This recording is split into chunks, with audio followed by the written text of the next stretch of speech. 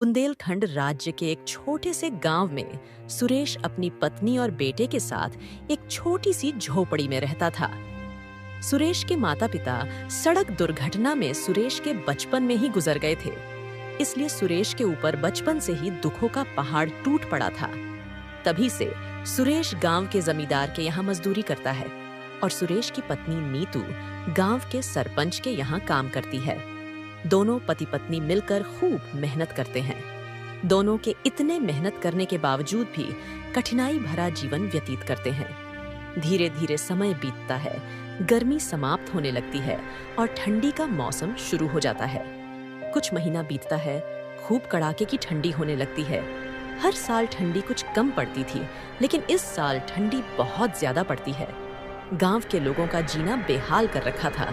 इस बार की ठंडी कहीं आने जाने के लिए 100 बार सोचना पड़ता था। हे भगवान, ये कैसी लीला है आपकी। देख रही हो नीतू, इस बार कितनी ठंडी पड़ रही है। इतनी कड़ाके की ठंडी में काम करना भी बहुत मुश्किल हो गया है। घर से बाहर निकलते ही ठंड के मारे सारा बदन जमने लगता है। इतनी ठंडी में घर से निकलने का मन भी नहीं कर रहा है। जाने इस साल की ठंडी कैसे कटेगी। अच्छा नीतू, अब मैं काम पर चलता हूँ, नहीं तो जमींदार साहब गुस्सा करेंगे। इतना कहकर सुरेश काम पर चला गया।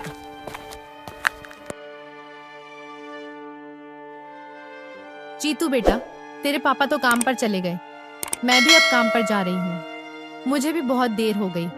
तू घर का देखभाल करना और अपने घर में ही रहना। इतनी ठंडी में घूमने मत चले जाना, नहीं तो बीमार पड़ जाओगे। मैं जल्द ही आज आने की कोशिश करूंगी। ठीक है माँ, मैं घर से कहीं बाहर नहीं जाऊंगा। बेटा, खाना बनाकर रख दी हूँ, जब भूख लगे तब खा लेना और अपने कमरे में जाकर लेट जाना। अच्छा, अब मैं चलती हूँ। एक बार और बता रही हूँ, टाइम पर खाना खा लेना बेटा। और हाँ, अपने दोस्तों के साथ घूमने मत निकल जाना इतनी कड़ाके की ठंडी में। जीतू को इतना समझाकर नीतू भी काम पर निकल पड़ी। थोड़ी देर में नीतू मुखिया के घर पहुंची। मुखिया जी स्वभाव से बहुत कठोर और निर्दयी था और अलाव के पास खड़ा होकर अपने सेवकों पर चिल्ला रहा था।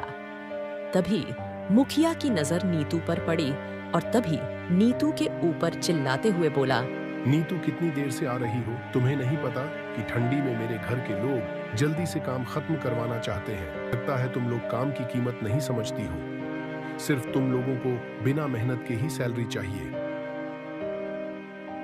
मालिक, माफ कर दीजिए, ठंड इतना होने के कारण सो के उठने में लेट हो गई, लेकिन मेरा कोशिश यही रहेगा कि जल्दी जल्दी से सारा काम निपटा दूं। बस बहाने बनाना तो तुम्हें आता है। देखता हूँ तुम कितनी जल्दी काम निपटा दोगी। अगर काम में जरा सा भी लापरवाही हुई तो मैं तुम्हारा हिसाब कर दूंगा।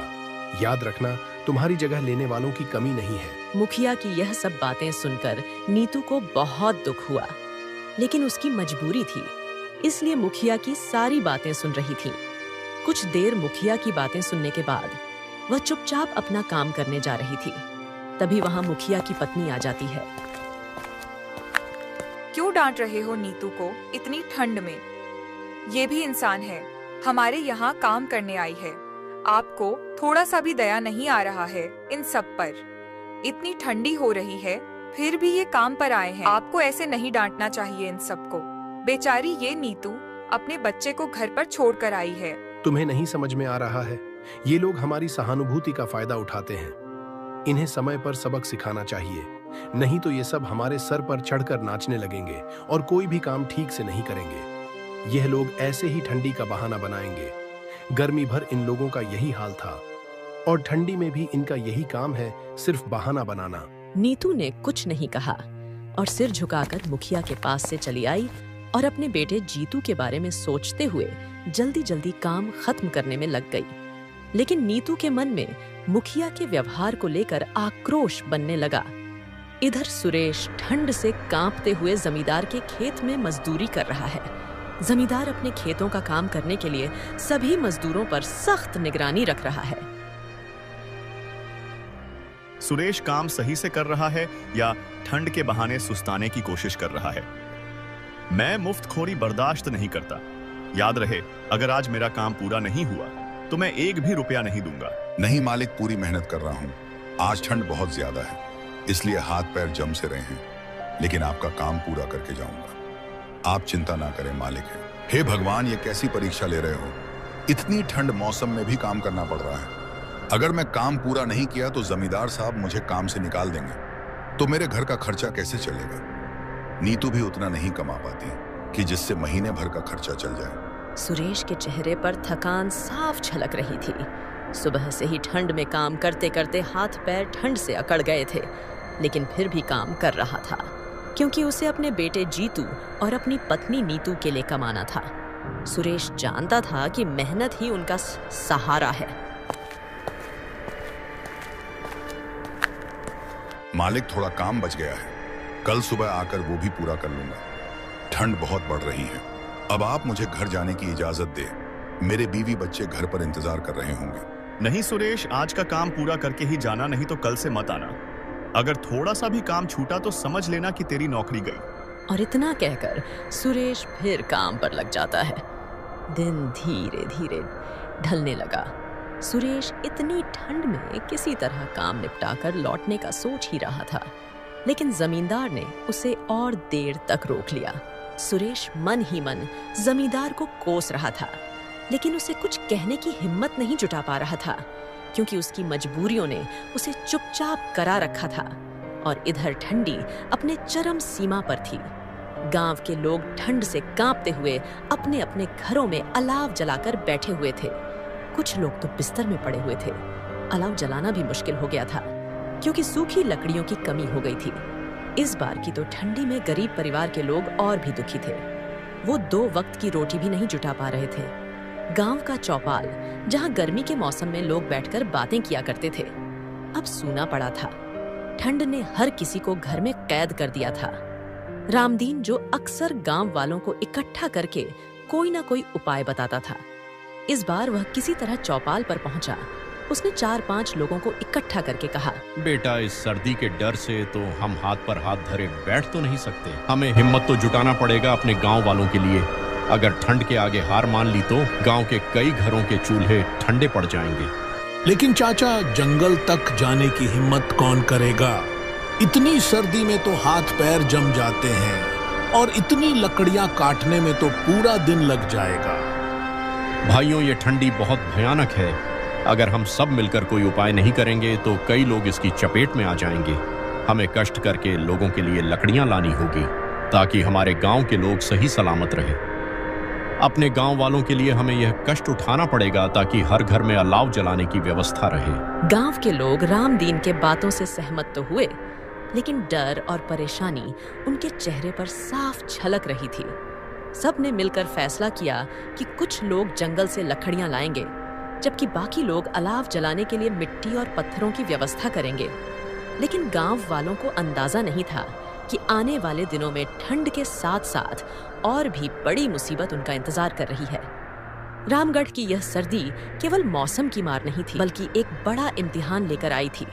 सुरेश के घर लौटने के बाद नीतू ने उसे जीतू के तबीयत के बारे में बताया। जीतू की यह हालत देखकर सुरेश मन ही मन सोचने लगा, हे भगवान, मैंने आपके साथ क्या गलत किया है जो आप हमारे साथ ऐसा कर रहे हैं? इतनी कड़ाके की ठंडी में जीतू को कहां लेकर जाऊं? किस डॉक्टर को दिखाऊं? मेरे पास इतने पैसे भी नहीं हैं। हे भगवान, मैं क्या करूं? सुरेश इतना सोचने के बाद अपनी पत्नी से कहता है, नीतू, अब लगता है कि ठंडी बर्दाश्त के बाहर हो गई है। घर में अलाव जलाना भी जरूरी हो गया है, लेकिन सूखी हुई लकड़ियां कहां से लाऊं? महीने बीतने वाले हैं, लेकिन अभी तक सूर्य देव का दर्शन भी नहीं मिला। और तो और जमींदार ने इतनी देर तक काम कराया कि लकड़ियां लाने का समय तक नहीं मिला। सुनिए जी, मैंने सोचा था कि मुखिया जी से कुछ मदद मांग लूं, लेकिन उससे पहले मैं उनसे कुछ कहती, वो मुझ पर ही गुस्सा करने लगे। उन्होंने मेरी हालत तक नहीं देखी। जैसे ही काम पर पहुंची, सिर्फ चिल्लाने लगे। नीतू, ये सब बड़े लोग हैं, हमारी परेशानी से उन्हें कुछ लेना देना नहीं है। और इन सब जमींदारों के लिए हमारी तकलीफों से क्या मतलब है? उनके घर तो हमेशा गर्म रहते हैं, और हम गरीब लोग तो जैसे तैसे अपना पेट पालने की कोशिश करते हैं। लेकिन दुख की बात तो यह है कि ये अमीर लोग हमें इंसान तक नहीं समझते। मदद की तो बात छोड़ो, ये हमारे हक के पैसे भी नहीं देते। और फिर नीतू रसोई में गई और कुछ लकड़ियां इकट्ठा की जो उसने बचा कर रखी थी। सुनिए जी, मैंने कुछ लकड़ियां बचा कर रखी थी, लेकिन इतनी लकड़ियों से ज्यादा देर आग नहीं जल सकती, लेकिन जीतू को ठंड से थोड़ा आराम मिल जाएगा। जैसे तैसे करके नीतू और सुरेश ने मिलकर अलाव जलाए, जिससे उनका घर थोड़ा गर्म हो सके। नीतू, क्या मालकिन जी ने तुम्हारी कुछ मदद नहीं की थी? वो तो आमतौर पर दयालु दिखाई पड़ती हैं। अरे उन्होंने तो कंबल और रजाई दी थी जो जीतू ओढ़कर लेटा है, लेकिन मुखिया जी के गुस्से की वजह से ज्यादा कुछ कहने की हिम्मत नहीं कर पाई। वो मुझ पर ही चीखने चिल्लाने लगे। हमारी जिंदगी में हर जगह यही दिक्कत है नीतू। सेठ लोग हम जैसे गरीबों को लात का मैल समझते हैं। उन्हें यह नहीं दिखाई देता कि हम कितनी मेहनत करते हैं, पर ऐसे लोग हमें देखकर आंखें फेर लेते हैं। और इन सब जमींदार लोगों के लिए 2-4 हजार कोई बड़ी बात नहीं है। फिर भी ये लोग हमारे हक के पैसे भी नहीं देना चाहते। न जाने ये सेठ लोग हम लोगों से इतना नफरत क्यों करते हैं। जीतू अलाव के पास लेटा हुआ ठंड से कांप रहा था। नीतू उसके पास बैठी रही और सुरेश को बाहर जाकर और लकड़ियों का इंतजाम करने को कहा। सुनिए जी, कुछ भी करके जंगल से हमें लकड़ियां लानी होगी। अगर जीतू को कुछ हो गया तो हमें जिंदगी भर पछताना पड़ेगा। क्या करें जी, हमारे पास इतने पैसे भी नहीं हैं कि हम जीतू को किसी अच्छे डॉक्टर को दिखा दें। तो हमारे पास एक ही सहारा है कि जंगल से सूखी लकड़ियां लेकर आए, ताकि अलाव से यह घर गर्म रहे, ताकि जीतू की तबीयत और ना खराब हो। अगर हमारे बेटे को कुछ हो गया तो मैं खुद को कभी माफ नहीं कर पाऊंगी। ठीक है नीतू, मैं कुछ करता हूँ। रात ज्यादा हो गई है, लेकिन जंगल में जाना ही पड़ेगा। तुम जीतू का ख्याल रखना। और फिर सुरेश आधी रात को जंगल में लकड़ी लाने के लिए चल दिया और दरवाजे के पास खड़ी होकर नीतू सुरेश का इंतजार करने लगी और मन ही मन में दुआ कर रही थी कि सही सलामत घर लौट आए। कुछ समय इंतजार करने के बाद नीतू जीतू के पास जाकर बैठ गई। जीतू की तबीयत धीरे धीरे और बिगड़ने लगी। नीतू तबीयत को लेकर चिंतित थी। जीतू की सांस भी भारी होने लगी थी। जीतू बेटा, सब ठीक हो जाएगा। तेरे पापा अभी लकड़ियां लेकर आएंगे, फिर हम आग जलाएंगे और फिर ये ठंडी तुझे परेशान नहीं करेगी और तू बिल्कुल ठीक हो जाएगा। तू चिंता मत कर, बस थोड़ी हिम्मत रख बेटा। जीतू ने अपनी माँ की तरफ देखा। उसकी आंखों में दर्द और थकावट साफ नजर आ रही थी, लेकिन जीतू अपनी माँ से कुछ कहने की हिम्मत नहीं जुटा पा रहा था। लेकिन किसी तरह जीतू अपनी माँ से बोला, माँ मुझे बहुत ठंड लग रही है, पापा जल्दी आएंगे ना? हाँ बेटा, तेरे पापा अब भी आएंगे, तू चिंता मत कर, मैं तेरे साथ हूँ, भगवान सब ठीक करेंगे। नीतू ने अपनी आंसू छिपाने की कोशिश की, लेकिन उसके मन में अजीब सी उलझन थी और जीतू की और हालत बिगड़ती जा रही थी। बेटा तेरे पापा आते ही होंगे, तू आंखें मत बंद करना। नीतू इतना कह ही रही थी, तब तक सुरेश घर पहुंच जाता है और नीतू सुरेश से कहती है, सुनिए जी, मेरे लाल की तबीयत और खराब होती जा रही है। आप किसी से जाकर मदद क्यों नहीं मांग लेते?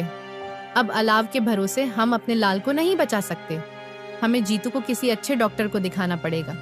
आप क्यों नहीं जमींदार जी से मदद मांग लेते?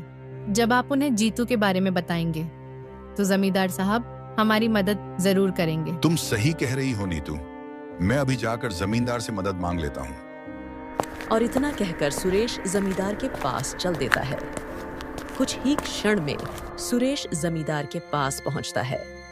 क्या बात है सुरेश, इतनी रात को हमारे पास क्यों आए हो? जमींदार साहब, मेरे बेटे का तबीयत बहुत खराब है। आप मुझे कुछ पैसे उधार दे देते तो मैं अपने बेटे को किसी अच्छे डॉक्टर को दिखा देता, ताकि मेरे बेटे की जान बच जाए। देखो सुरेश, मैं पैसे से समझौता नहीं करता। तुम हमारे पास काम करते हो, मैं तुम्हें सैलरी देता हूं। मैंने ठेका नहीं ले रखा है कि हमारे यहाँ जितने सेवक काम करते हैं सबके बीवी बच्चों के इलाज के लिए ऐसे रुपए दान देता रहूं, तो मुझे अपनी सारी संपत्ति बेचनी पड़ेगी और मुझे हाथ में कटोरा पकड़ना पड़ेगा।